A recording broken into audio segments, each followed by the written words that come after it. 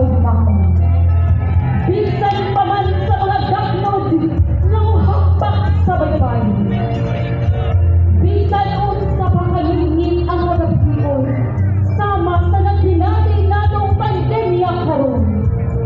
Dili kini mubuka ug mubunog sa katahong kamatayon. Tungod sa panaghukom sa